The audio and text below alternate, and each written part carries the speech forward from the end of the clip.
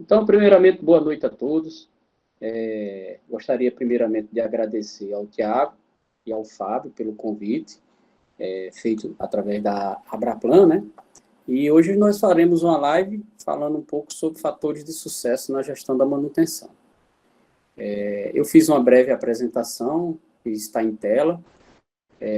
Essa apresentação foi feita para o computador e aqui, como eu estou transmitindo em celular, ela está um pouco distorcida, mas não haverá prejuízo porque a apresentação nas minhas aulas ela serve como um orientativo, um organizador, e não assim, uma aula que você lê slide não é muito proveitosa. Então, eu vou, na realidade, seguir a apresentação aqui e utilizá-la como tópicos para discorrer sobre o assunto. Então, o tema é desafios na gestão da manutenção e quais são os fatores de sucesso da gestão da manutenção. Então, notem, a primeira alegoria que eu trago para vocês é o enigma da esfinge, onde o gestor de manutenção tem que decifrar qual é a dinâmica da gestão da manutenção. Caso ele não decifre, conforme na mitologia, a esfinge o devora. E, notadamente, a gente percebe isso no dia a dia das empresas, no dia a dia de quem milita na manutenção.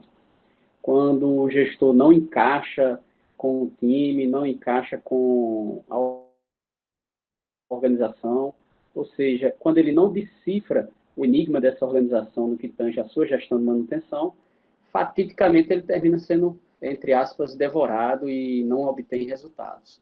E manutenção, a função manutenção, ela é um tanto abrasiva e muito cobrada. Logo, ela tem uma dinâmica muito distinta das outras áreas das organizações. Na sua dinâmica, a função manutenção, há diversas interfaces, o seu resultado, muitas vezes, é o resultado de um conjunto, né? A gente vai ver daqui a pouco sobre gestão de ativos, e esse conjunto se apresenta muito claramente na norma, ISO 55000, mas o responsável pelos resultados finais de confiabilidade, disponibilidade física, segurança e custos no ambiente dos ativos de manutenção é aquele responsável pela função manutenção. Então, é imperativo que um gestor de manutenção consiga ler o enigma, né, essa alegoria visa trazer isso para vocês. É necessário que um gestor de manutenção consiga ler a dinâmica do processo instalado nas suas operações. E, para isso, uma série de questões ele deve ficar atento. E essas questões eu vou trazer algumas en passant aqui e vou detalhar mais na questão dos fatores de sucesso da manutenção. Então, percebam que eu gosto de dividir as demandas, a leitura do gestor da manutenção sobre esse enigma, sobre essa dinâmica do processo da função manutenção que ele está inserido, em duas dimensões, a dimensão estratégica e a dimensão operacional. A dimensão estratégica, o gestor precisa entender o seu negócio. Ele tem que entender onde o seu negócio se posiciona no presente e como esse negócio se posicionará no futuro. Dessa forma, ele consegue se antever a alguns processos que, notadamente, irão acontecer e se preparar melhor. E daqui a pouco a gente detalha um pouco mais sobre a dimensão estratégica. Então, é uma dimensão onde o olhar estratégico do gestor tem que ser aguçado. Ou seja, aquele gestor que se deixa abduzir pelo dia a dia da rotina de operação e manutenção e não consegue planejar o seu futuro, não consegue fazer um plano diretor do seu setor, ele está vivendo o presente, mas não está se preparando para o futuro. E, assim, é uma falha. Ou seja, a esfinge vai pegá-lo lá, não pode não pegá-lo hoje, mas daqui a 1 ano, 2 anos, 3 anos, certamente ele vai estar extremamente em maus lençóis. E a dimensão operacional, eu tomo emprestado os conceitos do professor Falcone, quando ele coloca que para uma empresa ter resultados, ele coloca isso no livro de 2012, um livro chamado Verdadeiro Poder, que eu aconselho vocês a lerem, se já não o leram. Nesse livro, ele coloca que para uma empresa ter resultados de alta performance, é preciso que ela tenha o domínio da técnica, ou seja, o conhecimento técnico instalado na empresa seja sólido. E o que é o conhecimento técnico nesse contexto? É uma empresa, por exemplo, de mineração, dominar a função básica das suas operações, ou seja, saber fazer um plano de lavra, dominar a técnica de detonação, dominar a técnica de cominuição, de classificação, de expedição de minério, trazendo para um ambiente de manutenção, dentro da manutenção, ter a expertise de fazer parametrização de britadores, de equipamentos comandados por PLC, ter o domínio da mecânica, da hidráulica, ter o domínio, por exemplo, mecânico ajustador, saber montar, desmontar e ajustar um mancal do redutor que for. Ou seja, dominar a técnica é dominar o ofício que é necessário para aquela operação. Além disso, o professor Falcão traz para esse tripé uma segunda perna, que é a empresa precisa ter um método, ter um processo. E o que vem a ser o método? É o como fazer, é como ela se organiza de forma a fazer com que a técnica seja exercida sem intercorrências, sem atrapalhar a técnica. Então, por exemplo, um exemplo de manutenção. O PCM, Planejamento e Controle da Manutenção, que muitas empresas possuem como setor, como área, ele é puro método. Por quê? Porque ele organiza de uma forma que a ordem de serviço, ou seja, a ordem de manutenção, chegue no executante, que domina a técnica, na hora certa, no dia certo, com o material certo e com o equipamento disponível para a realização da manutenção.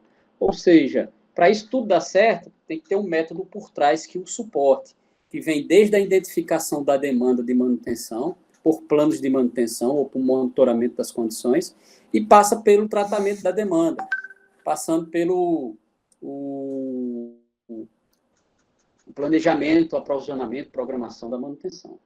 O que isso faz com que o método consolide de uma forma a gerar o bom exercício da técnica. Mas Falcone também alerta ao seguinte: existe um terceiro passo, uma terceira perna nesse tripé, que é a liderança. Não adianta você ter a técnica instalada, ter o método, mas a liderança não ser uma liderança engajadora, uma liderança que tira o melhor das pessoas. Dessa forma, você pode ter até os melhores técnicos e o melhor método instalado, mas o ser humano por trás, desmotivado, não consegue desenvolver o seu melhor. E é como eu falo num dos livros que eu tenho, que é os 7.000 Dias de Liderança, faz bem e melhor quem faz feliz. A pessoa desmotivada tende a errar mais, tende a não aplicar o conhecimento técnico em plenitude que ele possui. Então, esses três fatores, liderança, conhecimento técnico e método, geram equipes de alta performance. E essas equipes de alta performance vão gerar o resultado dono de inovação, competitividade e crescimento das operações que está instalado esse clima. Na dimensão estratégica, eu vou fazer algumas considerações aqui, mais gerais, mais transversais, até porque não é o foco a gente trabalhar muito a dimensão estratégica, é só um posicionamento, contextualização, uma vez que os espectadores são oriundos de uma série de negócios, né? Então, aqui eu não vou explicar cada negócio, mas é interessante que os gestores de manutenção saibam. Por exemplo, um gestor de manutenção de uma cervejaria, ele tem que entender qual é o negócio da cervejaria, qual o seu atual momento e qual as perspectivas futuras. Um gestor que está inserido no contexto de mineração, idem, um negócio sucroenergético também. Então, aqui eu vou falar um pouco transversalmente de temas que estão presentes em todos esses negócios. Por exemplo, nós estamos em uma franca revolução, que é a quarta revolução industrial, que os alemães chamaram de indústria 4.0, e que esse termo se popularizou e substituiu a manufatura avançada, né, que nós chamávamos essa revolução no Brasil com esse nome. E assumimos agora também a nomenclatura indústria 4.0. Então, percebam que a primeira revolução industrial ocorre no final do século XVIII com o advento da máquina a vapor, que traz fantásticas inovações e possibilita a criação, né, de parques industriais e fábricas, ou seja, você eliminou praticamente o artesão e o substituiu pelo operário. Lá no início do século XX, nós tivemos a segunda revolução industrial com dois grandes marcos. Um foi o domínio da aplicação da eletricidade em larga escala, e o segundo foi a administração científica da produção, com nomes como Frederick Taylor, como Henry Ford, que desenvolveram métodos, processos, né, de administração da produção, que fizeram com que a técnica dos operários e dos artesãos envolvidos na confecção do produto fosse melhor usufruída e aumentasse essa produtividade na linha de produção. E no início dos anos 1970, nós temos a terceira revolução industrial, que ela é muito marcada pelo domínio da eletrônica e da informática, onde surge a possibilidade de automatizar uma série de processos dentro das empresas. E, por fim, agora nós estamos, no momento atual, em uma quarta revolução industrial, que é muito caracterizada, pessoal, por esses temas que estão aqui nessa figura, onde você percebe que o grau de autonomia dos equipamentos, dos seus controles, é muito maior, onde a palavra interoperatividade é muito forte, e essa interoperatividade pressupõe um controle maior dos equipamentos sobre seus processos, com menos interferência humana. Para se ter esse atributo, você precisa de uma série de fundamentos bem sólidos, como, por exemplo, você ter capacidade de armazenamento e tráfego de dados, que é o chamado Big Data, redes de tráfego de dados que utilizam dados em larga escala. É preciso também você ter uma instrumentação cada vez mais aprimorada.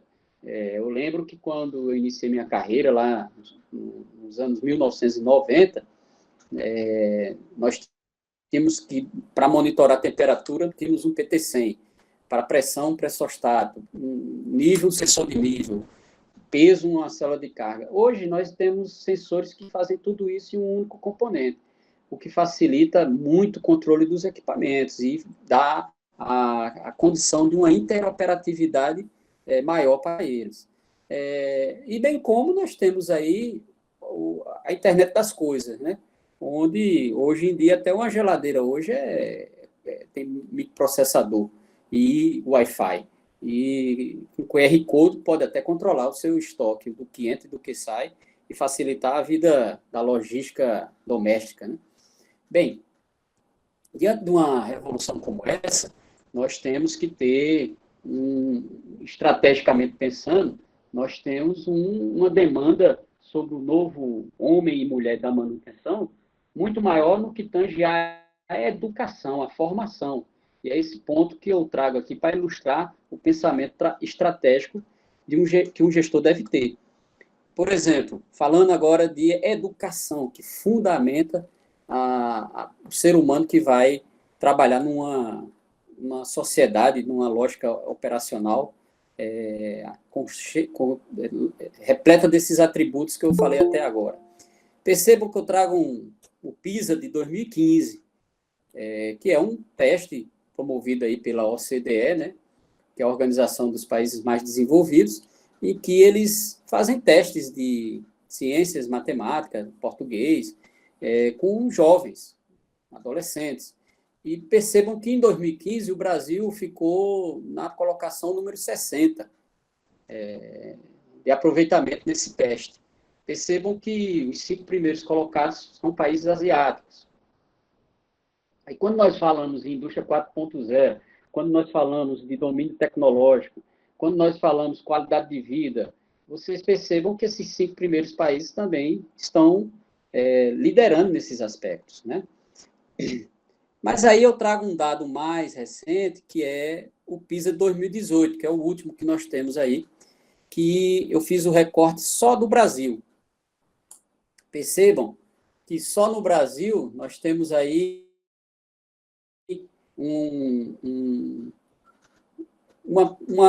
praticamente uma manutenção da nossa performance em baixo nível. Leitura, matemática e ciências, que são matérias básicas para qualquer desenvolvimento futuro de uma pessoa, de um profissional. Se você não domina a leitura, se você não domina a matemática e os fundamentos das ciências, como você vai desenvolver um curso de engenharia, como você vai desenvolver um curso técnico em eletrônica, em automação? Isso é básico para você poder ter base, né, ter substrato para receber novos conhecimentos e entender a aplicação desses quesitos, não um parque fabril. Percebam que nós estamos num nível muito aquém da média dos membros da OCDE que foram pesquisados, né? E os números são assim, muito preocupantes. Nós temos uma média aí em leitura 413, em matemática 389, 384, e em ciências 404, quando a média dos outros países está na beira dos 500, sendo que isso é média, né? Quando você pega os melhores, você vai ver que está bem acima desses 500. Então, nós temos um público, que esse público vai se tornar o engenheiro futuro, vai se tornar o técnico futuro, vai se tornar o operário futuro das nossas operações, que tem carências educacionais muito fortes. Dessa forma, estrategicamente, falando para um gestor de manutenção, eu diria que na dimensão estratégica, há de se ater a esses aspectos de forma a trabalhá-los já de agora, no seu presente, porque isso vai lhe fazer falta no seu futuro. E aí não adianta, daqui a 3 anos, quando você tiver demandas pipocando, de forma até corretiva na sua planta, e você não ter pronto atendimento, não ter resposta. Por quê? Porque você não teve a preventiva correta feita, porque a técnica não foi bem administrada no dia a dia da execução da manutenção. E por que a técnica não foi bem administrada? Porque simplesmente a pessoa não entendeu, não sabia fazer.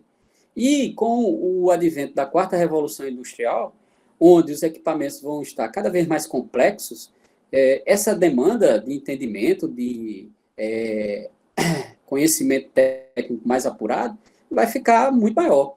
Então, se o prejuízo hoje é grande de você ter uma baixa capacitação no seu corpo de colaboradores, ele será muito maior no futuro próximo. Daí, nós temos aí, na dimensão estratégica, e eu trago algumas palavras-chave que os gestores têm que se ater a elas. Então, por exemplo, leitura, ciências, educação. É preciso trabalhar esses aspectos. A pessoa que não lê, fatidicamente, ela se torna atrasada. E isso não só nas ciências humanas, na parte técnica também, nas ciências exatas. Nós percebemos isso no dia a dia, de quem vive manutenção conhece. Muitas vezes a solução do problema está no manual do equipamento, mas ninguém lê. Aí, resultado, se segue um série de caminhos, esses caminhos demandam um acréscimo de tempo e até de custo, quando uma simples leitura, um simples segmento daquilo que está no manual poderia estar sendo resolvido. Isso quando a gente está falando de problemas básicos. Quando nós falamos de problemas mais avançados, advindos de uma análise falha, de um tratamento de perdas, aí que a demanda de educação é maior. Então, precisamos ter essa atenção para esses aspectos. Por quê? Porque no futuro próximo, a inovação, a autonomia e a produtividade não serão diferenciais, serão, na realidade, rotina. Teremos que ter uma rotina de inovação, uma rotina de autonomia de processo e uma produtividade elevada e rotineiramente avançada a cada ano. ou seja, aquela máxima que nós vemos aí nas empresas, quando fala que o recorde de hoje é a meta de amanhã, cada vez mais vai ficar frequente. Cada vez mais a alegria do recorde vai ser passageira. Por quê? Porque vai ser dado lugar à nova meta que se impõe àquele ambiente produtivo. E é uma questão de sobrevivência, porque se você não fizer, você vai ser atropelado.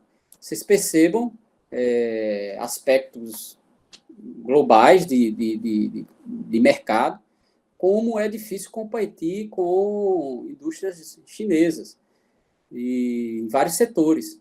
E isso muito porque eles trabalham com a escala muito alta. E aí, concorrer com um concorrente em que ele dilui seu custo fixo de uma forma brutal por milhões de unidades produzidas, enquanto você está nos milhares, você tem que elevar muito sua produtividade para ter condição de chegar no mercado e ter algum tipo de atratividade com o seu produto. E isso cada vez mais vai ficar presente e é onde demanda a quarta revolução industrial para tentar nos fornecer algum tipo de condição estruturante para conseguir salvar nossos mercados, entrar em mercados internacionais e tudo mais.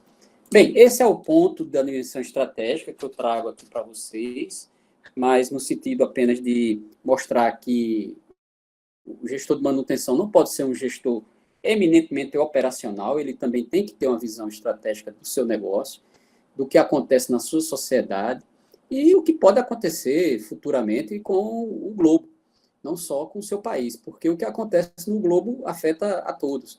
E a maior verdade é o que está acontecendo atualmente, né? Estamos hoje impactados com um acontecimento do outro lado do mundo que está atingindo o globo inteiro, gerando uma série de impactos em todos os sistemas produtivos. Bem, dando continuidade, vamos falar agora da dimensão operacional.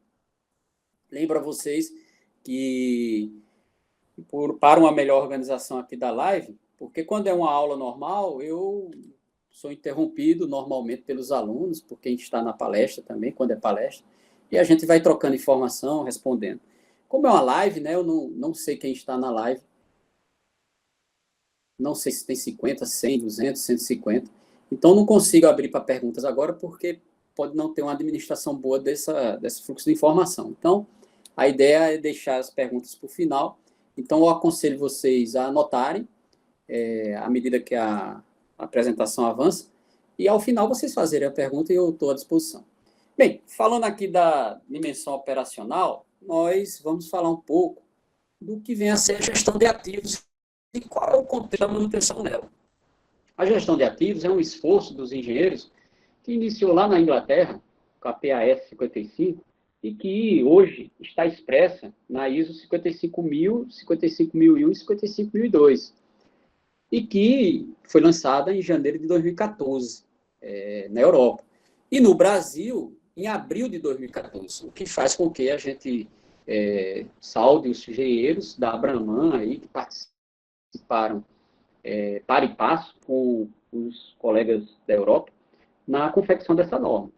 E a ISO 55000, ela traz, no seu conceito assim, mais geral, uma derrubada de paradigma, quer dizer o seguinte, olha, a performance do ativo, e por conseguinte a sua gestão, não depende só da manutenção.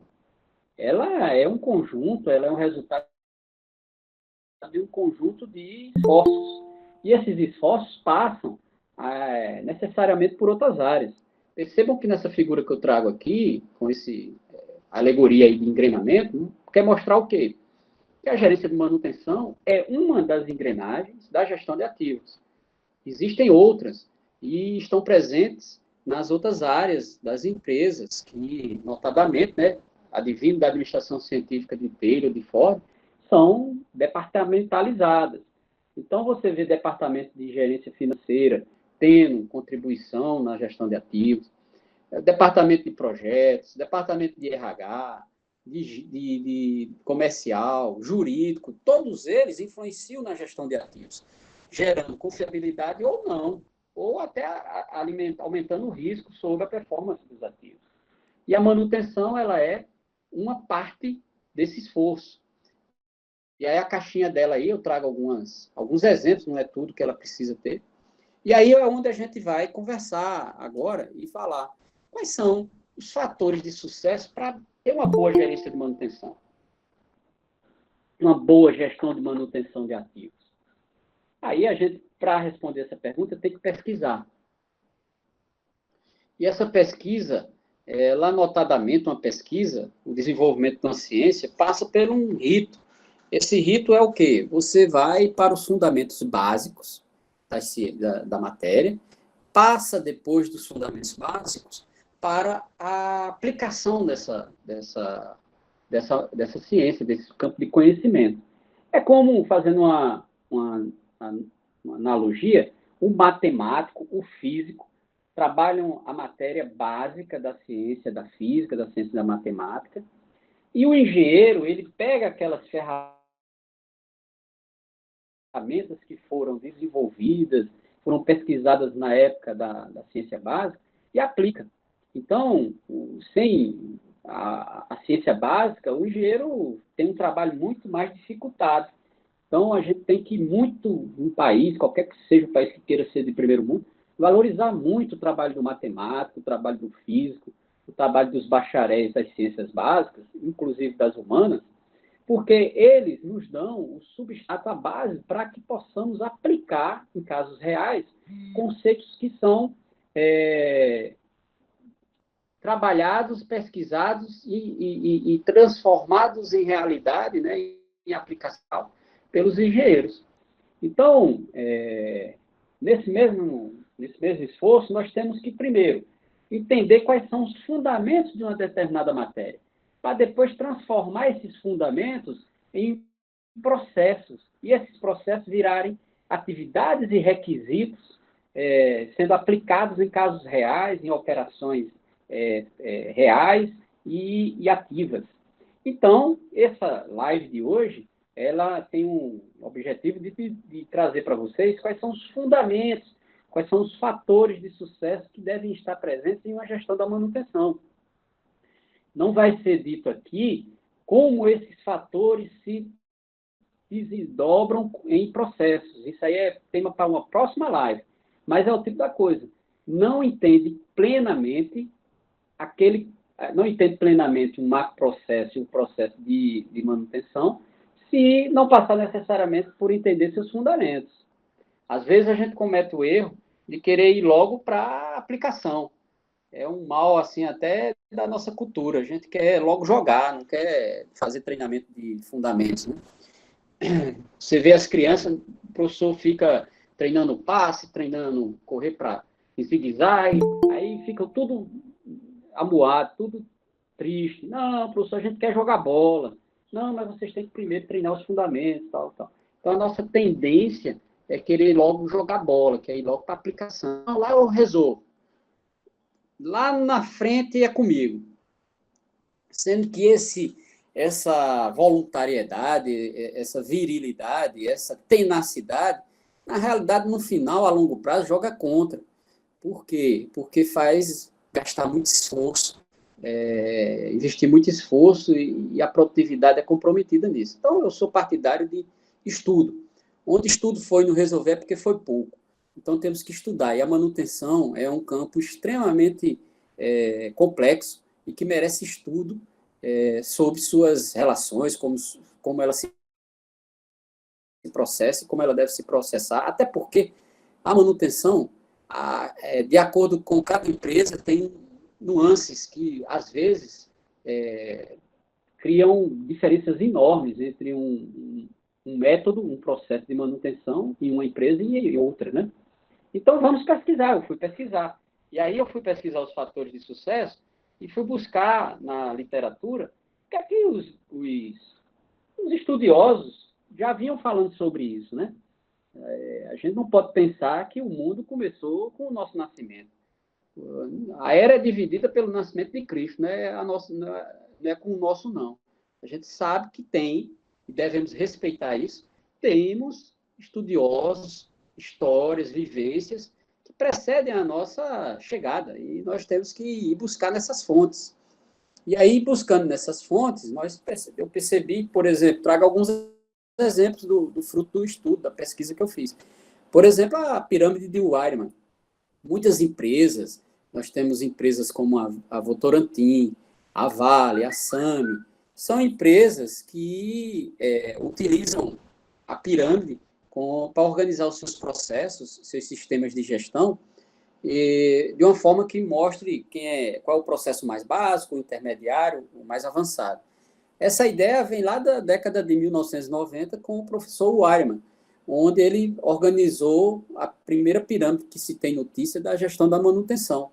E aí ele organiza de uma forma que ele coloca aqui alguns processos, mas note, o professor ele coloca processos, ele coloca atividades, ele coloca até filosofia, como TPM, em um arcabouço único.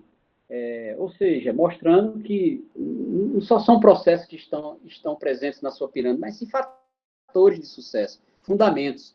Outros estudiosos também, no início do século XXI, né, eu trago aí o exemplo de Niemann e Levitt, trazem também seu entendimento de como os processos ou fundamentos da manutenção se organizam. No caso aí, esses autores organizaram não em pirâmide, mas em arco romano, mostrando que a pedra angular é a manutenção preventiva e preditiva, e a base é a integração da manutenção e da operação. Então, também foi uma outra contribuição.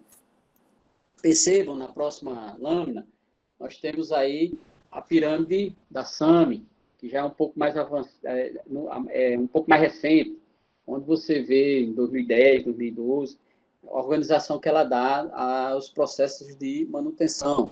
Ao lado da pirâmide do VPS, que está nessa fonte aí no rodapé. Na internet você consegue baixá-la. Ou seja, estudando essas pirâmides, essa forma de fazer e tudo mais, eu gerei um livro, que é o livro Fatores de Sucesso da Gestão da Manutenção de Ativos, que foi lançado em 2016, e que nesse livro, através da revisão bibliográfica, que não se resumiu apenas a essas 4 fontes que eu apresentei, essas 4 fontes são apenas exemplos, mas diversas fontes, vocês, se tiverem a oportunidade de adquirir o livro, ou já o tenham, vocês vão ver lá a quantidade de fontes, vocês vão ver, e também, através de uma abordagem com a aplicação de grupos focados, em público operacional, mecânico, eletricista, técnico de automação, como em público liderança, no nível de L1, que são supervisores encarregados, e no nível L2, que são gerentes, foi possível você chegar aos fatores de sucesso que devem estar presentes na gestão de uma manutenção, que são esses fatores aqui que estão presentes no livro. Cheguei a 13 fatores. Lembrando que não são notadamente processos. Alguns deles se confundem com processo. Mas a ideia do livro é trazer os princípios, os fatores de sucesso, para depois você desdobrar isso em processos. Eu organizei esses processos, pena que a figura está um pouco, não aparece aí para vocês, mas eu organizei em um núcleo básico. Eu não optei por fazer isso em uma pirâmide nem em um arco, porque ajuda na questão do que é básico, do que é intermediário, do que é avançado, mas eu acredito que termina dando uma noção de hierarquização que, na manutenção, não é bem-vinda. Todos os processos, todos os fatores de sucesso da manutenção são necessários acontecerem em plenitude e em excelência para dar certo. Claro, você tem a pirâmide para quê? Para dar uma noção do que fazer primeiro quando eu não tenho nada. Então, é importante isso. Mas, uma vez implantado, não há mais hierarquia. Há uma articulação entre esses fatores.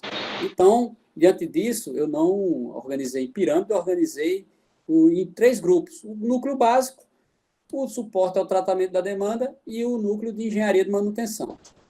No núcleo básico, os fatores de sucesso que o habitam a estrutura organizacional definida para o setor de manutenção. Bem, é um fator de sucesso você ter claramente uma organização de pessoas voltadas para a manutenção, onde está claro e bem definido o papel de cada um. Percebam, o papel de cada um não é fácil você descrever, porque pressupõe um método que está por trás. A descrição de cargo, ela não nasce do nada. Alô? Tiago, me escuta aí? Tudo tranquilo?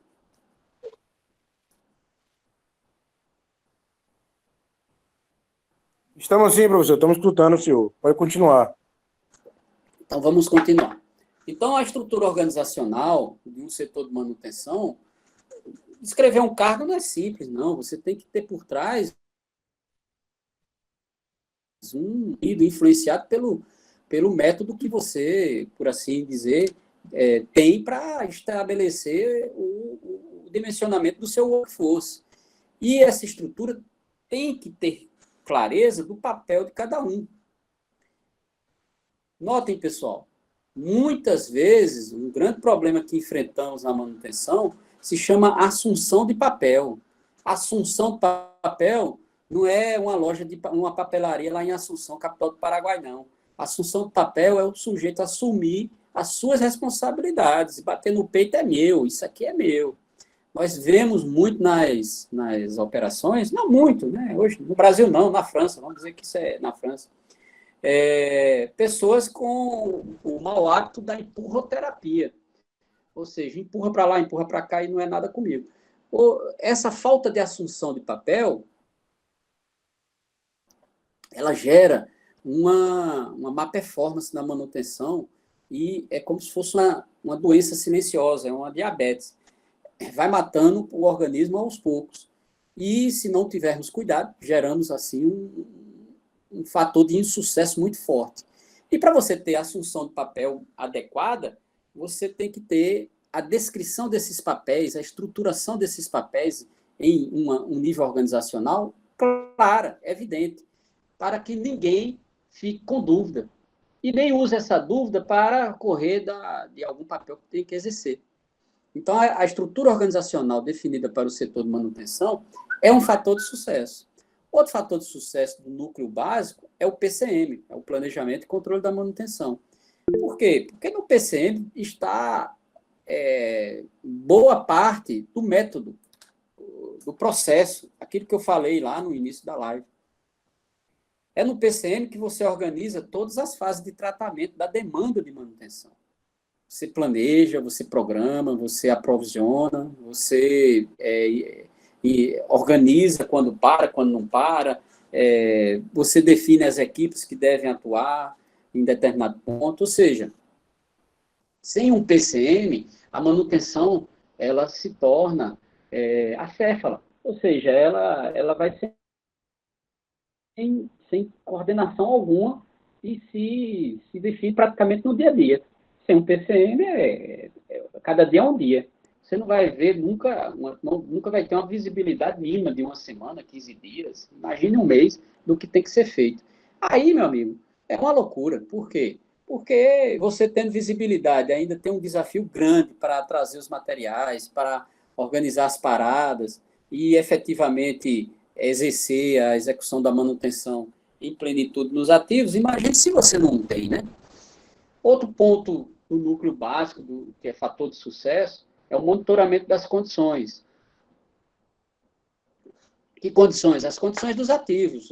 Os ativos mandam recados, eles mostram, olha, eu estou com um defeito aqui, pessoal. E o que é um defeito? Defeito é uma anomalia que está presente no ativo e que não o restringe em momento algum. Ou seja, ele continua atendendo todas as suas funções requeridas, mas tem uma anomalia.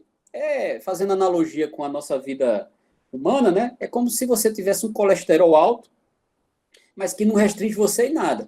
É um problema que você vai ter que trabalhar, porque se você deixar, isso pode vir ali fazer um mal maior lá na frente. Mas enquanto o colesterol está no início, está alto, você está com uma anomalia que não lhe restringe. Para o ativo, isso é um defeito. A inspeção, o monitoramento das condições, visa buscar defeitos, visa buscar anomalias que ainda não geraram nenhuma restrição no ativo. E, com isso, evitar falhas e panes. Porque a falha é uma anomalia que restringe o equipamento, ele já deixa de atender uma ou duas ou até mais funções requeridas, mas produz ainda, mal, mas produz. E a pane é a parada total, né, do ativo. É como se fosse um infarto que a pessoa, infelizmente, tem, é acometido, e vai para o hospital, né, vai para o estaleiro, né, vai para a oficina. Lembrando que o nosso corpo é um equipamento reparável, né? Tem alguns que são não reparáveis, né? Esses aí, quando falha, não tem mais volta. A falha e a pane se confundem, é a mesma coisa. Já nos equipamentos reparáveis, você pode levar para a oficina e depois voltar. O ser humano é assim, um redutor é assim, uma peneira vibratória é assim. Você pode ter uma falha, uma pane até, mas poder, com a devida manutenção, resgatar aquele ativo e retornar à operação. É que nem um infarto. Você pode ter a sorte de ir para o hospital e encontrar um médico bem formado, que tenha leitura, que tenha ciências, que é bom de nota, e lhe salvar e você voltar a operar. Pode não encontrar, né? Vai que encontra um dos médicos formados assim, que estavam lá naquela nota do PISA lá embaixo, e aí o cabo olha assim, isso é muito difícil, deixa esse cabo morrer, né? Isso é o perigo. Então, o que acontece? O monitoramento das condições, ele visa o quê? Ter a inspeção preventiva e preditiva, uma cultura dentro das operações, gerando, assim, antecipações e previsibilidade sobre os ativos. E, por fim, na parte do núcleo básico dos fatores de sucesso, é necessária integração, manutenção e operação. Note que integração, manutenção e operação é muito amplo, é genérico, mas é fundamento, é fator de sucesso. Nós ainda não estamos falando de como se processualiza a integração, manutenção e operação. Isso pode ser diferente em cada operação, em cada região, em cada grupo empresarial. Por quê? Porque vai ser influenciado muito pela cultura de cada um. Mas aqui eu trago, é o fator de sucesso. Se a manutenção e a operação não tiverem fatores integradores, ou seja, elas não construírem pontes ao invés de edificar muros, haverá problema. Você não vai ter melhor da gestão dos ativos. Por quê? Porque a operação e manutenção andam juntos sobre o dia a dia, o cotidiano, da performance desses ativos industriais, de mina, móveis, de lavra, de fazendas e tudo mais. Então, o que acontece? A manutenção e a operação é um fundamento de sucesso, é um fator de sucesso, tem uma integração. Uma integração, como repito, com pontes e não com muros, e gerando resultados que levam ao ganho, a relação ganha-ganha, todos ganhando.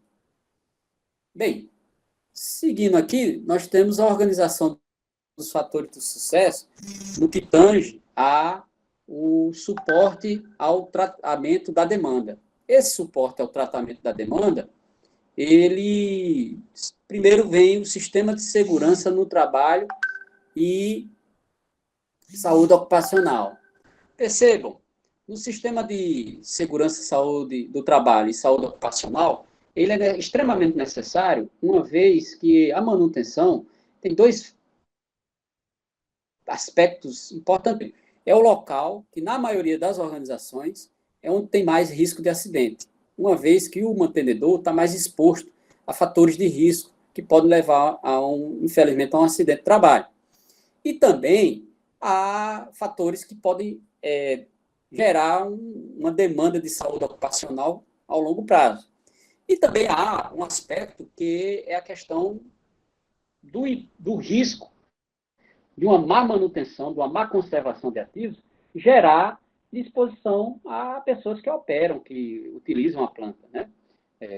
Nós temos conhecimento de acidentes em plantas que impactaram vidas, e quando foi se investigar, houve algum tipo de falha no procedimento de manutenção. Além disso, também é necessário um fator de sucesso no suporte ao tratamento da demanda, que é o sistema de gestão ambiental. Também, a manutenção, a má manutenção, ela pode impactar muito em uma demanda ambiental de uma determinada operação. E essa demanda pode gerar um dano à imagem muito grande à empresa, além de dano aos seus stakeholders, a sociedade que ela está inserida. E a manutenção, ela precisa se ater e trazer para os seus procedimentos, para os seus requisitos, aspectos da gestão ambiental para garantir que ela ocorra de uma forma rotineira, que não seja nada algo a mais. Note, o próximo fator de sucesso é o suprimento de materiais, que humoristicamente o pessoal chama, né, em algumas áreas, de sofrimentos de materiais. O pessoal sofre muito por falta de material e gera uma insatisfação nas pessoas que militam na manutenção. Os suprimentos de materiais é um fator de sucesso. Se você não tiver os suprimentos adequados, você não consegue atender a demanda dos ativos.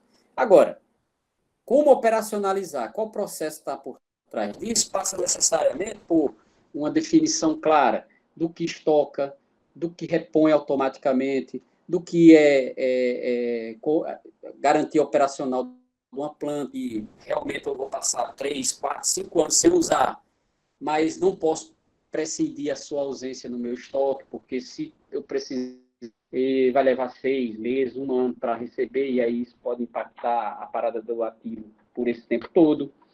Passa necessariamente por uma política do que comprar, de onde comprar, uma política de avaliação dos seus fornecedores, verificando quem é apto, quem não é para fornecer, e passa também por uma política de boas práticas de armazenagem, ou seja, você não armazena os materiais MRO, né, os materiais de manutenção, de qualquer jeito, você tem que seguir procedimentos, porque se for de qualquer jeito, você faz um grande esforço para identificar uma demanda, para planejar uma demanda, para executar a demanda, só que aí você coloca um rolamento já canibalizado, já com defeito, e aí quando roda, tudo é perdido, né?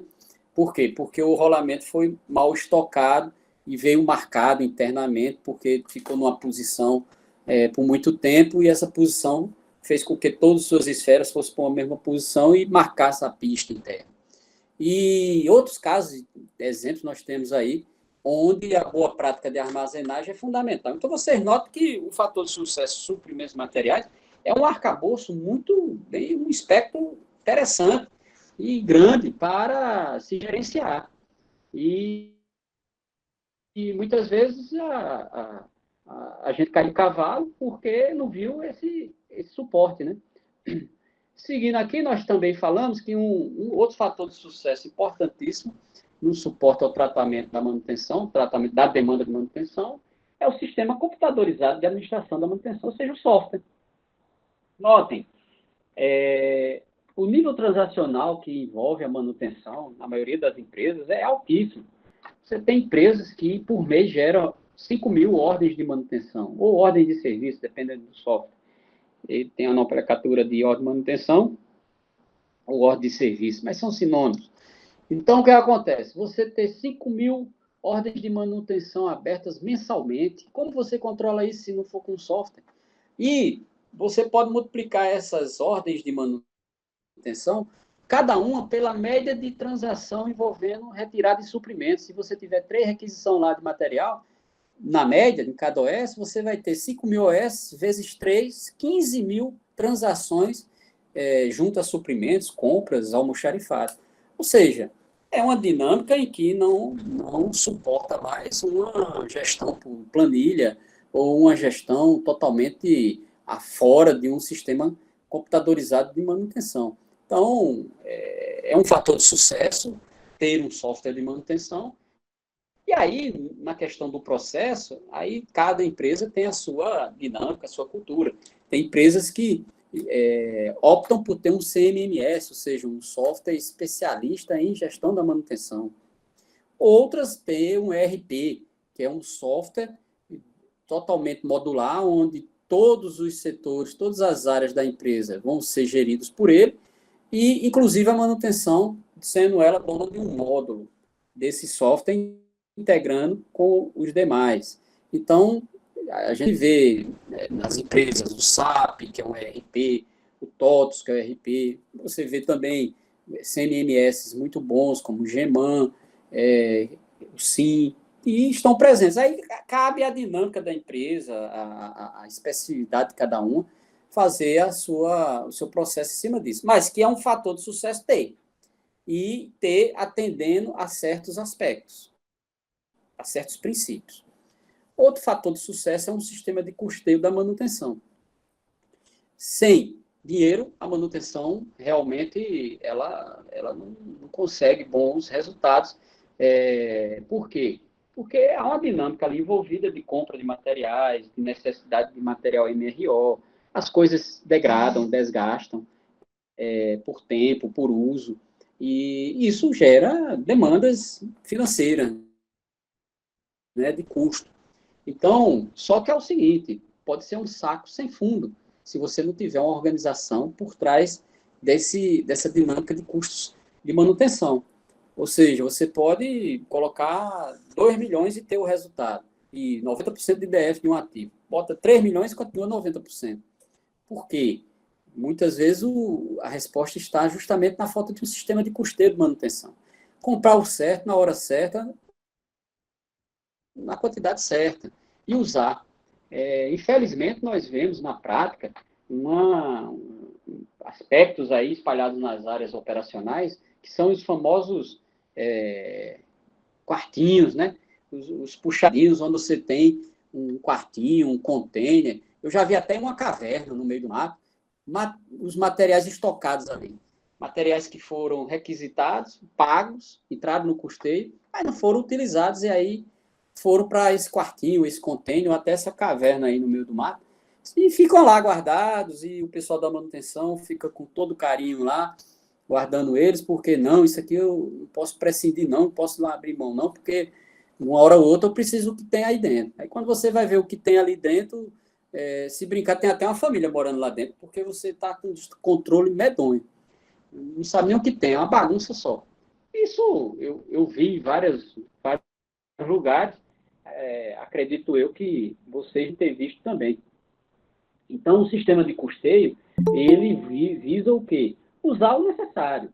Não arriscar as operações, mas também não arriscar o caixa da empresa, o seu custo.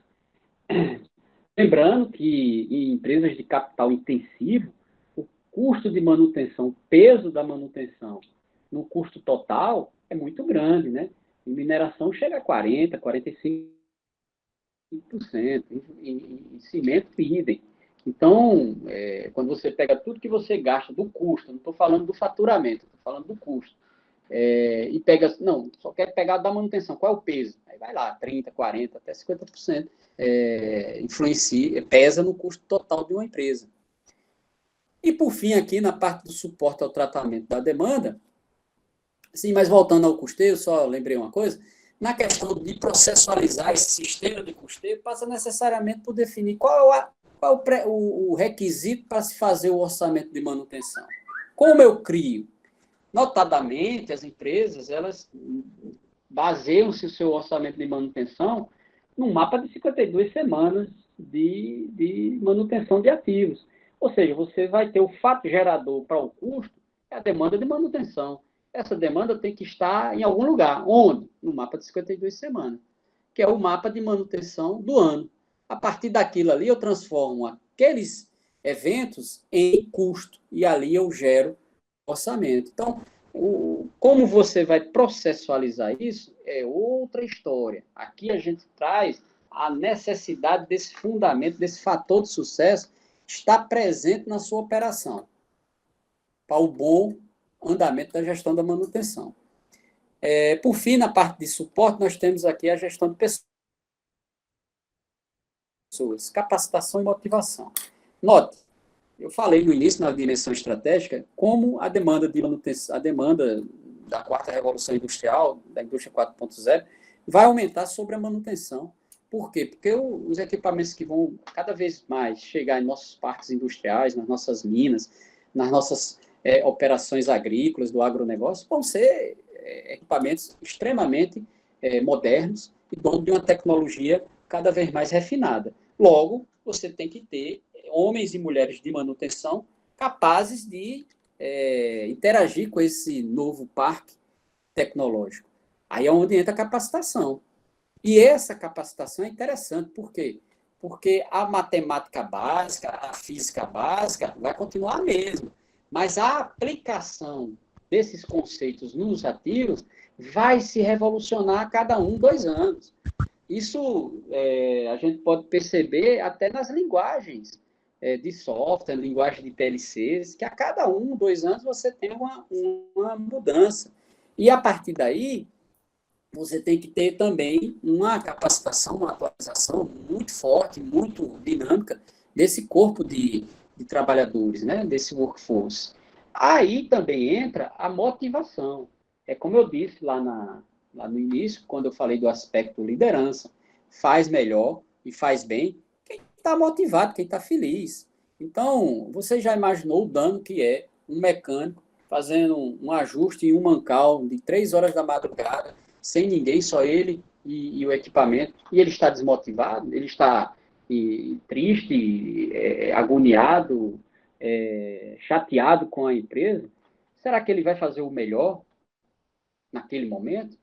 E aí, pode gerar no futuro uma folga, ou outro elemento mecânico mal ajustado, que daqui a 1 mês, 2 meses, gera uma falha e você não sabe nem por quê. Então, a desmotivação, a falta de engajamento das pessoas de manutenção é uma doença gravíssima que deve ser tratada, por isso que gera um fator de sucesso. E a gestão de pessoas, ela é o chapéu para essa dinâmica. Seguindo aqui, nós temos os fatores de sucesso que estão dentro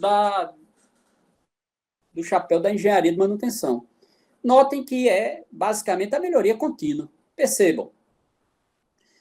Um fator de sucesso é ter uma engenharia de manutenção que faça tratamento de perdas, que trabalhe LCC e trabalhe Six Sigma. É complicado você ter um organismo de manutenção que não avalie a sua performance e não avalie como ele perde. Perde confiabilidade, perde disponibilidade física, perde custo, perde em taxa de frequência de acidente. Como acontece isso? Quais são os fatores que levam a isso? Quais os equipamentos que mais me perturbam? E como eu posso estudar isso através de uma análise de falha? Ou também o custo. Como é que eu posso ver qual o equipamento que já atingiu a obsolescência, ou seja, já se tornou obsoleto economicamente? Isso tudo é feito por estudos. Como eu disse, onde estudo foi não resolver porque foi pouco. Então, quando você estuda pouco, você muitas vezes trabalha muito. E aí você pode estar insistindo em um ativo que já passou do tempo de ser desativado, de ser retirado, trocado por outro. Mas como você não estuda, não percebeu, não pesquisou, não fez tratamento de perda, não fez análise de falha, não fez análise de LCC, você vai investindo naquilo que te degrada, que te tira energia. Além disso, outro fator de sucesso é o sistema de gestão de risco, ou seja, a engenharia da confiabilidade. Um bom organismo de gestão da manutenção tem uma engenharia de confiabilidade madura, né? Ela estuda as falhas, estuda com as probabilidades e se antecipa. E trabalha curvas de uma forma que interfere nessas curvas futuras. Percebe como ela ia ser se não fizesse nada e passa a atualizar, gerando planos de ação para fazer com que a curva seja impactada e sensibilizada, gerando maior confiabilidade ao longo do tempo. Mas aí é preciso ter uma estrutura para isso. Muitas empresas querem fazer engenharia de confiabilidade, mas quando a gente vai lá ver, não tem nenhum banco de dados adequado. E sem banco de dados, de falhas, de como falha, taxonomia adequada, você não consegue fazer as curvas, efetivamente fazer as análises, né? Então, diante disso, é um fator de sucesso.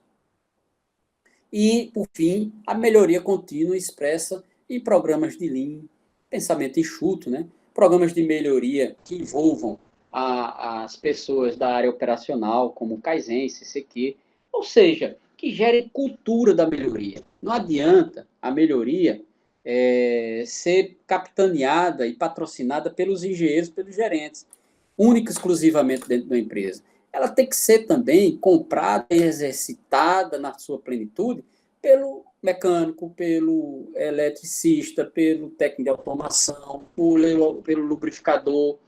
Por quê? Porque essa cultura da melhoria vai gerar micro melhorias em vários ativos que, ao somar, é uma evolução de inovação fenomenal que é uma indústria, que uma operação pode ter. Lembrando que inovação não é só descobrir um novo elemento da tabela periódica, não. Inovação não é o prêmio Nobel. Inovação é também, né? Mas não se resume a isso. A inovação também por exemplo, um lubrificador pesquisar e estudar o melhor ponto de lubrificação de um mancal que está submerso, por exemplo. Inovação é um planejador de manutenção ou um aprovisionador fazer um aquário, uma planilha que dê uma informação mais rápida sobre compras, sobre estoque zerado, no seu almoxarifado. Ou seja, a inovação está presente também nos pequenos detalhes. E quando você tem uma cultura estabelecida sobre isso, você vai perceber que a técnica, o método, vai cada vez mais se aperfeiçoar, se inovar, naturalmente, quase que num crescimento vegetativo. Por quê? Porque você estabeleceu a cultura. E aí entra esse fator de sucesso, que é a melhoria contínua no operacional, na cultura de quem faz a base e o todo da empresa. Bem, pessoal, estamos chegando ao fim aqui, e aí passo para um resumo, né? Onde coloco aqui os fatores de sucesso no seu núcleo básico, no seu suporte ao tratamento da demanda e na sua engenharia de manutenção. E aqui eu mostro para vocês que, como eu disse ao longo da palestra, da live, os fatores de sucesso são fundamentos da base da gestão de manutenção que vão levar a um macroprocesso. E esse macroprocesso, ele vai justamente trabalhar os processos e os requisitos de cada atividade, dizendo, olha só, como deve ser feito a integração manutenção-operação. Olha só como deve ser organizado os suprimentos de materiais, o fator de sucesso, suprimentos de materiais.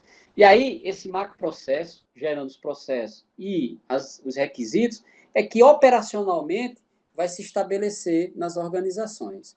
Mas não é muito produtivo fazer um macroprocesso sem visualizar os fatores de sucesso antes. Então, em 2016, eu lancei o livro Fatores de Sucesso na Gestão da Manutenção de Ativos, e esse ano, agora no segundo semestre, eu vou lançar o livro Manual da Gestão da Manutenção, volume 1, onde eu já vou abordar essa parte do macroprocesso em diante. Ou seja, propondo o macroprocesso, propondo os processos de manutenção, já baseado nesses fatores. E com isso, dá aquele passo da ciência base para aquela aplicada. Mas aí é uma outra live, já é outro momento. Havendo um convite aí do Tiago, do Fábio, no segundo semestre, a gente pode combinar uma nova live aí, falando agora do macroprocesso. Mas, por hoje, a gente fica nos fatores de sucesso, na contextualização deles também, diante do que vem a ser o passo seguinte. Então, está aqui os meus dados, né, meus contatos, WhatsApp, e-mail, Facebook, até o meu Lattes aqui, se você quiser ver meu currículo, pesquisar artigos, livros que eu publiquei, e abro agora para perguntas. Então, eu vou passar a palavra aí para o Tiago, para ele poder organizar aí as perguntas. E muito obrigado mais uma vez a todos que se fizeram presentes aqui na live. É uma boa pergunta. Realmente, quando eu fiz o estudo, eu tive como universo de observação as empresas privadas. Então, notadamente, essa apresentação ela tem um cunho assim, de campo de pesquisa nas empresas privadas, né? Na iniciativa privada. Eu, em 2016, saí da iniciativa privada, depois de 22 anos de militância aí nas empresas, como gestor, e fui para a empresa pública, né? Que eu hoje sou professor na Universidade Federal do Rio Grande do Norte. E realmente a dinâmica da empresa pública ela tem algumas nuances distintas da iniciativa privada e que, com certeza, impactam nesses fatores de sucesso. Caberia um novo estudo, né? Mas o que eu posso adiantar aqui é que aspectos como suprimentos de materiais e motivação e engajamento das equipes, eles são bem impactados na gestão pública. Até porque, na questão de suprimentos materiais, as empresas, o ente público, né, ele tem que respeitar a Lei 8.666, onde tudo tem que ser licitação, concorrencial. Então, você tem tempos maiores de lead time, de entrega, né? Então, isso com certeza vai impactar no processo que fundamenta esse fator de sucesso de suprimentos. E na parte de engajamento e motivação também, né? O funcionário público, ele tem uma dinâmica de engajamento e motivação diferente da iniciativa privada. Então, o fator liderança também é um aspecto que necessita trabalhar. Mas, respondendo assim de pronto, eu diria que, para não ser leviano, teria que fazer um estudo maior para poder ter uma resposta mais completa.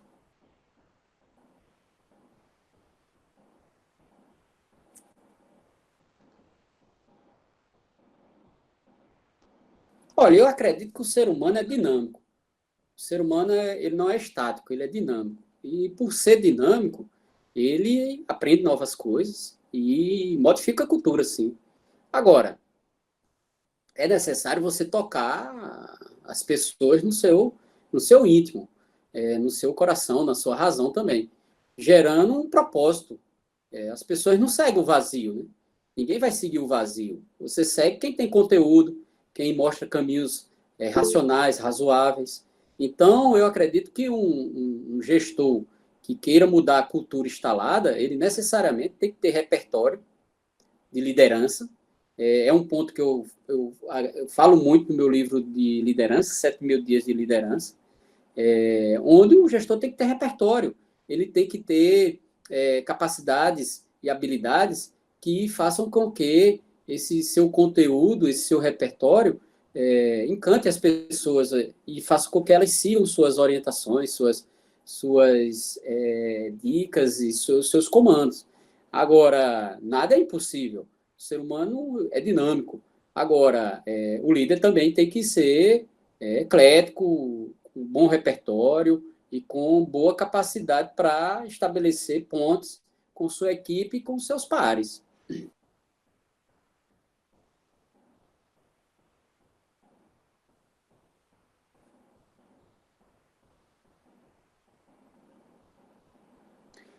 Infelizmente, a probabilidade, né, é alta para quem não se atualiza, né? Principalmente no meio de uma revolução industrial que nós estamos vivendo, né? Agora, probabilidade, existem nichos, né, dentro dos mercados que cabe ainda um profissional que não se atualiza, tal, que ainda tem métodos antigos. Isso acontece, a gente vê isso acontecer, né? Em alguns setores econômicos, o nicho de mercado ainda existe. E como o mundo é um mundo de 7 bilhões de habitantes, haverá sim esse nicho. Mas a gente fala com relação à média, a maioria dos casos, a moda, né? Quando fala de probabilidade, né, em estatística, a moda.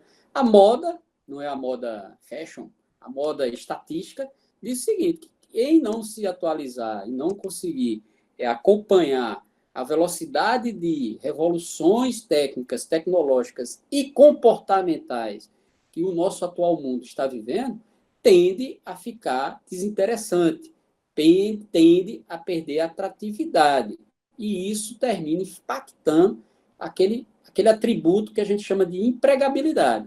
A empregabilidade de quem está desatualizado termina a ficar baixa, mais difícil. E isso é um risco, a manutenção da pessoa ativa dentro de um mercado. Tem trabalhos que procuram fazer esse comparativo, mas a gente também tem que perceber, fazer algumas reflexões aqui, que alguns países eles têm uma estratégia de manutenção diferente da nossa. Por exemplo, tem países que não têm um investimento em ter a manutenção e estender a vida útil do ativo por muito tempo. Então, eles fazem conta e é melhor eu fazer a troca periodicamente do ativo a cada 3 anos, 4 anos, e não investir tanto em manutenir ele para que ele vire, ter uma campanha de 20, 30 anos. Né?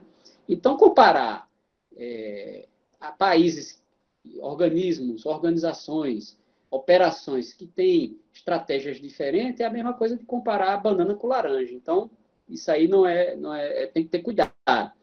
Agora, quando você tem uma estratégia semelhante, similar, você pode dizer que o Brasil é uma Belíndia. O que é uma Belíndia? Né? Esse é um termo da década de 1980, quando a gente estudava sociologia do trabalho nas universidades. Belíndia é um termo que um sociólogo lançou dizendo o seguinte, que o Brasil tem áreas que tem um nível da Bélgica, primeiro mundo, mas também tem um nível da Índia, que na época, nos anos 1980, era terceiro mundo. Hoje já é um país em desenvolvimento. Então, o termo Belíndia é o quê? O Brasil tem a mistura dos dois. Então, na manutenção, o Brasil é realmente assim. Tem empresas que praticam métodos e técnicas extremamente de primeiro mundo, de ponta. Mas também há operações que são bem atrasadas, que nem software de manutenção tem, que nem investe em preventiva, que cada dia é um dia. Então, depende muito de onde você ingressar. Você pode ingressar na Bélgica, da manutenção, estando no Brasil. Mas também você pode entrar num terceiro mundo aí, onde a luta é inglória, porque a estrutura de manutenção não é percebida como importante. Infelizmente, o Brasil tem essas duas realidades. Eu não tenho um dado preciso, né? É difícil você fazer um compilado. O que eu posso trazer são algumas informações. Por exemplo, no Brasil, nos últimos estudos aí que a gente tem notícia, se gera por ano 5.000 leis. 5.000 leis, entre lei federal, estadual e municipal, e fora as resoluções de ministério e tudo mais. Em termos de patentes, que seria o desenvolvimento tecnológico, o Brasil resiste em torno de 1.200, 1.300 por ano. Lembrando que nós temos mais patentes depositadas de estrangeiros no Brasil do que de brasileiros. Ou seja, nós temos um déficit tecnológico, quando a gente vê as patentes, sério, onde nós percebemos que criamos pouco comparado com o mundo e com outros países até menores do que o nosso. Então, respondendo ao Ricardo, eu diria que nós temos um grande caminho a percorrer quando a gente vê por essa resposta, essa pergunta dele, pelo prisma das patentes. Né? E outra questão é mais intuitiva, quando a gente vê a formação, a aplicação dos nossos engenheiros no campo. Né? Eu sempre digo, o engenheiro alemão, o engenheiro francês, ele anda mais de macacão do que o engenheiro brasileiro. O engenheiro brasileiro ele termina usando mais camisa polo, camisa social. E isso a gente começa a ver que é para refletir, né? Tende ao nosso engenheiro terminar trabalhando mais no cargo de gestão, em detrimento a participar do cargo técnico. Até porque as empresas brasileiras não trabalham muito bem a carreira técnica e a carreira gerencial. Então, isso faz com que nós tenhamos um corpo técnico não motivado para inovar, para estar próximo da tecnologia, entendeu? Então, isso aí é um ponto que também pode ajudar nessa resposta aí ao Ricardo. Mas dizer que tem um percentual, ainda não tem estudo sobre isso, não. Pelo prisma da patente, podemos afirmar que estamos com um déficit muito grande de inovação no nosso país.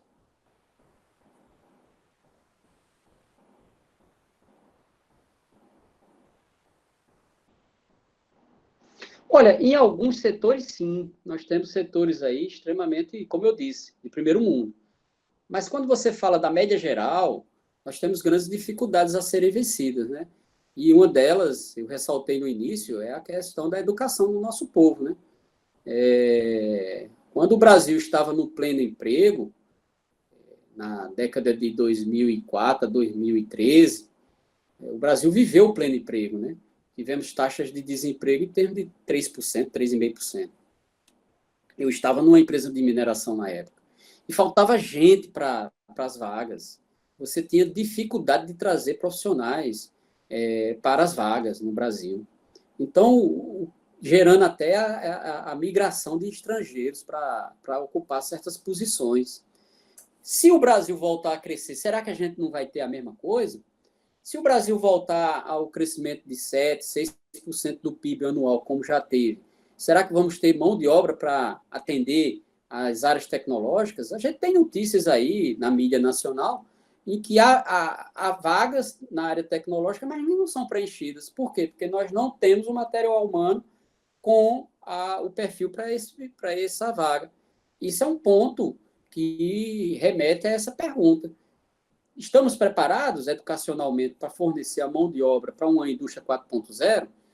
Olhando a década de ouro do Brasil, que foi quando nós tínhamos o pleno emprego, a gente vê dificuldades. Por quê? Porque naquela época, 10 anos atrás, nós já tínhamos dificuldade de preencher vagas naquele tempo. Melhorou muito a educação no Brasil nesses anos para fazer uma revolução. Não adianta você ter uma indústria 4.0 com uma educação 1.0, 2.0. Esse gradiente, essa diferença, vai nos complicar no futuro, entendeu? E a gente vê que a mobilização em torno disso não salta aos olhos. Pode até haver, mas não chega no grande público. Olha, é o seguinte, a liderança no Brasil vai sair do grupo de liderados. Concorda comigo? Não vai vir do outro mundo. Vai ser do grupo de liderados. E o patrono da educação brasileira, Paulo Freire, traz uma reflexão que é interessantíssima, quando ele fala que, quando a educação não é libertadora, o sonho do oprimido é ser opressor. Eu traduzo isso no meu livro 7.000 Dias de Liderança, dizendo, quando a liderança não é inspiradora, o sonho do liderado é ser um dia um chefe opressor. O que isso quer dizer? Quer dizer o seguinte, que se o nosso liderado habita um ambiente de pouca inspiração, de pouca revolução tecnológica, de capacitação a quem? Ele vai se ater, ele vai lutar com as ferramentas que tem. E quando você não tem educação, qual é a ferramenta que lhe sobra? A ignorância. Você vai ser ignorante. Você vai querer resolver tudo na base do aperto. Para o homem com martelo, tudo é prego. Ele bate tudo. E aí o que acontece? Esse profissional vai ser forjado dentro de uma cultura como essa e um dia vai ser líder. E virando líder, vai apresentar que método para os seus liderados? O método do martelo. E aí gera novos líderes assim. Então, note que é um ciclo vicioso. Se a gente não trabalhar esses aspectos, a longo prazo, nós vamos ter repetição de papéis. Rapaz, tem líder que hoje, em pleno século XXI, ainda tem o método da conversa de um capitão do mato do século XVIII, XIX. Ignorante, igual o papel de enrolar prego. Trata as pessoas de uma forma extremamente constrangedora. No Brasil. Então, resultado, respondendo a sua pergunta, a mesma dificuldade que a gente vai ter que vencer, o mesmo desafio que a gente vai ter que superar no grupo de liderados, no grupo operacional, tecnológico, engenheiros, técnicos e tudo mais, nós vamos também que ter nos nossos líderes. Líderes colaborativos, líderes inspiradores, líderes com a verdade, com a vaidade adequada. Isso não é fácil gerar. Por quê? Porque está enraizado na nossa cultura o grito, a ignorância. Só resolve na pancada. Não vou dar elogio, não. Porque se eu elogiar, o cabo enfraquece, o cabo deita. Eu vou estar sempre cobrando, apertando. Então, isso é um traço cultural nas nossas operações, que ainda está presente e que, graças a muitos esforços de consultorias, de estudiosos, professor Falcone, consultorias espalhadas pelo Brasil, tentam trabalhar esse aspecto. Agora, não é fácil porque é uma luta cultural. Então, a nossa liderança está preparada? Acredito que não, está no caminho.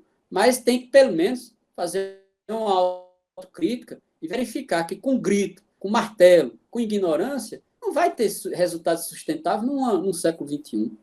Tá bom. Eu agradeço a todos aí, a vocês da Abraplan, e uma boa noite a todos. Saudações aí a todos que participaram. E um abraço. E se cuidem aí para a gente passar ileso dessa pandemia. Um abraço, pessoal.